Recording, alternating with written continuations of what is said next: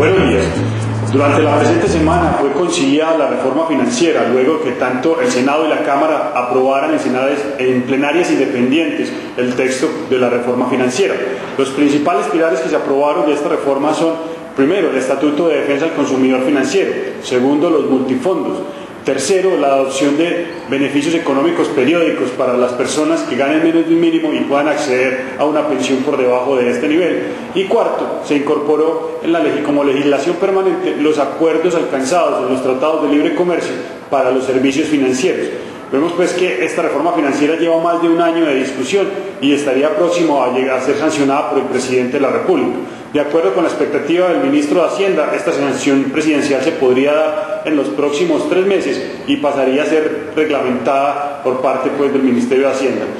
Esto es un avance importante, especialmente los multifondos, porque es algo que la industria del fondo de pensiones estaba esperando hace algún tiempo y cambia sustancialmente la forma en que se operan estos fondos en el país.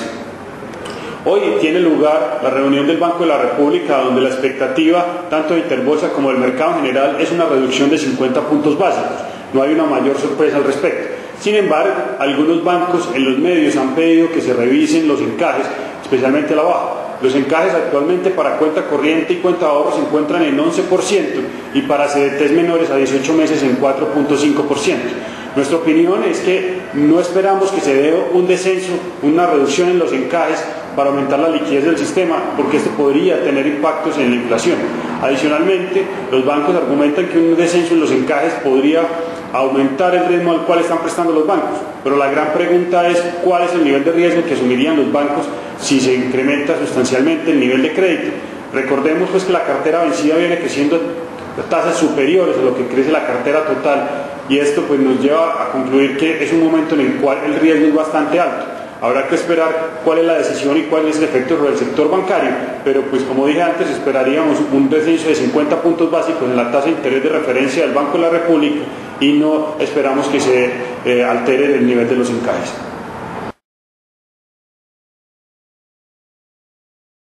Buenos días. Ayer se conoció el informe del DANE de la muestra mensual de comercio al por menor para el mes de abril. En este sentido, se presenta que para el mes de abril del presente año, el sector comercio en general, teniendo en cuenta automóviles, presentó una caída del 7.1%, y si quitamos la parte de automóviles, el comportamiento fue del 0.7%, un comportamiento positivo. Lo más importante de esta noticia es que se cambia la tendencia de un comportamiento negativo durante los 3 primeros meses del año, del menos 0.1% en enero, menos 2.3% en febrero y menos 5.1% en marzo, para un crecimiento del 0.7% en el mes de abril. Esto es bastante importante, demuestra que el comportamiento o los resultados financieros podrían presentar una leve mejoría durante el segundo trimestre del año, y podría generarse un cambio de tendencia para que durante el segundo semestre del año las compañías del sector retail puedan presentar utilidades bastante importantes y que logren de cierta forma compensar los bajos resultados financieros que presentaron durante el primer trimestre del año. En parte, referente al empleo generado por las compañías, durante el mes de abril el empleo cayó en 4.5%. Era esperada una caída de este nivel. Algunos sectores tuvieron que cerrar algunos almacenes. Por ejemplo, en el caso de Cafam, tuvo que cerrar 3 almacenes que había abierto en la capital santanderiana, lo que de cierta forma también genera una salida importante de número de trabajadores. Sin embargo, resaltamos, lo más importante es que hay un cambio de tendencia, lo que podría favorecer lógicamente el comportamiento del sector retail en general. También resaltamos que dentro de los factores que más impactaron los resultados positivos del mes de abril está el sector de textiles y confecciones, con un crecimiento del 3.8%.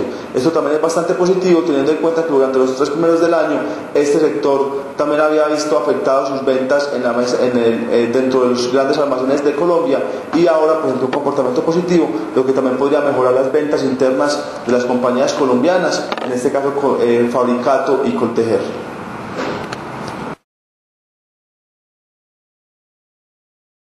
Continuando con noticias del sector petrolero, tenemos que el oleoducto que se encuentran actualmente construyendo Pacific Rubiales y Ecopetrol en los llanos orientales debería entrar en producción durante el mes de octubre del presente año, teniendo en cuenta que actualmente ya se cuenta con más del 80% de la construcción.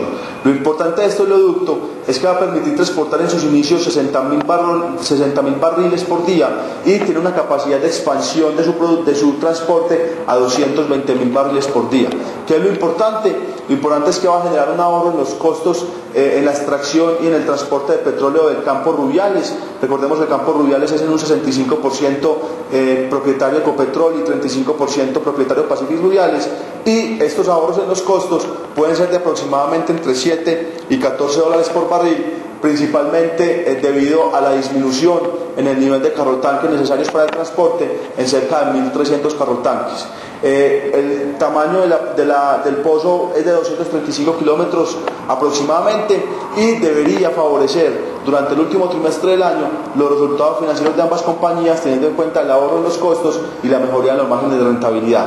Por otra parte, también referente al sector petrolero, tenemos que en el día de hoy el presidente de la OPEP, la Asociación de Países Exportadores de Petróleo, dijo que no se espera un nuevo recorte en la producción de petróleo, siempre y cuando el nivel del precio del barril se mantenga por encima de los 70 dólares por barril. En este sentido es importante mencionar que equilibraría de cierta forma la oferta y la demanda, generaría una estabilidad en el precio del petróleo y favorecería el nivel o el comportamiento de las economías internacionales y de la economía local, sin tener esa dependencia o esa volatilidad frente al precio del petróleo que genera inflación que generó inflación durante el año 2008. Entonces es importante que no disminuya la producción, siempre y cuando lógicamente el barril se mantenga por encima de los 70 dólares por barril. Por último, ya referente al sector minero, tenemos que en el día de ayer el Congreso de la República la Cámara de Representantes aprobó el nuevo Código de Minas, el cual ya pasará a la sesión en pleno, tanto de la Cámara como del Senado,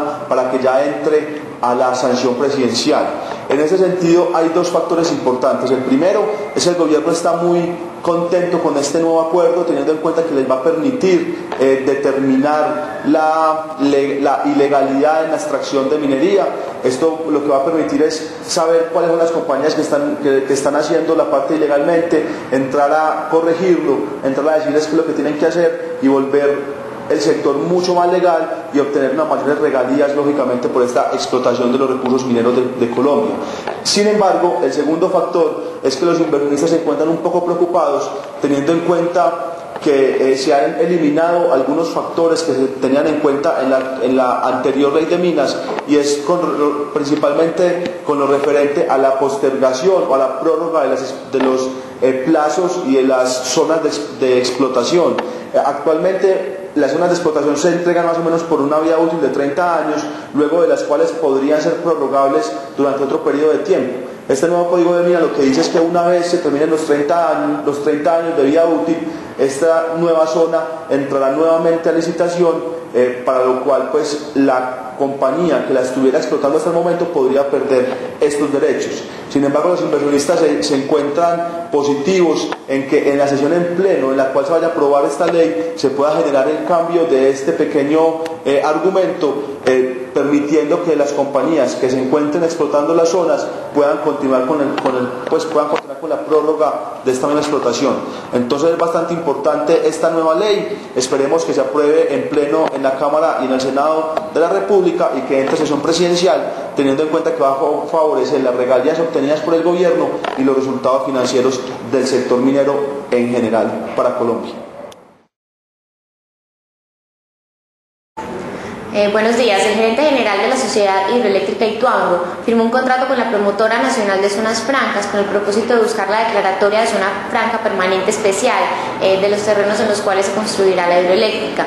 Esto hace parte de la estrategia para aprovechar los diferentes beneficios otorgados por la ley para este tipo de proyectos de gran magnitud, y los efectos que tienen son tan importantes como una disminución en la tarifa del 15% en los impuestos de renta, la eliminación del IVA y la eliminación para grandes equipos, del impuesto para grandes equipos. Estos beneficios impulsan la inversión en el sector, que es de gran importancia para el desarrollo del país.